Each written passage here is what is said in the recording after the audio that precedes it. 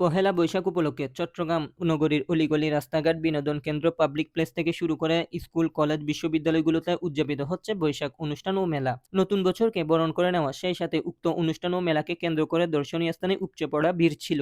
কেউ বৈশাখ উদযাপনে মেতে উঠেছে, আবার কেউ বৈশাখ উপলক্ষে পরিস্থিতি কেমন দেখতে এসেছে। ছোট বড়, ছেলে মেয়ে, পরিবার, বন্ধু বান্ধব সকল শ্রেণীর মানুষ বৈশাখ উদযাপনে মেতে উঠেছে।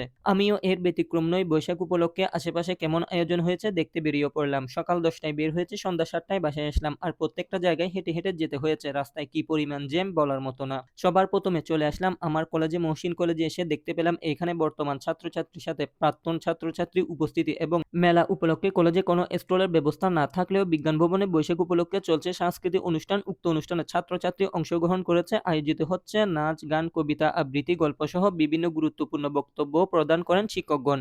এরপর কলেজে কিছুক্ষণ ছিলাম, পরিচিতি কারো সাথে দেখা হয়নি বলা যায়। আর বাদ বাকিরা যে যার মতো ছবি তুলছে, আড্ডা দিচ্ছে। আমিও কিছুক্ষণ ফটোশুট করলাম, কলেজে ঘোরাঘুরি করলাম, শিক্ষকগণদের সাথে দেখা ও সাক্ষাৎ বিনিময়ের পাশাপাশি ছবিও তুললাম। বৈশাখ উপলক্ষে স্টলের আয়োজন করলে আরো সুন্দরভাবে অনুষ্ঠান উপভোগ করা যেত। এরপর চলে গেলাম চট্টগ্রাম কলেজে। এখানে প্রচুর পরিমাণে ভিড়। বৈশাখ উপলক্ষে চট্টগ্রাম কলেজে সাংস্কৃতিক অনুষ্ঠানের পাশাপাশি স্টলের আয়োজন করেছে বিভিন্ন ডিপার্টমেন্ট থেকে। স্টলগুলোতে এত পরিমাণ মানুষ, স্টলগুলোর কাছে যাওয়া সম্ভব হয়নি। কয়েকটা স্টল ভিজিট করলাম। বিভিন্ন মজার মজার হাতে তৈরি নাস্তা, পিঠা, কেক ছিল স্টলগুলোতে।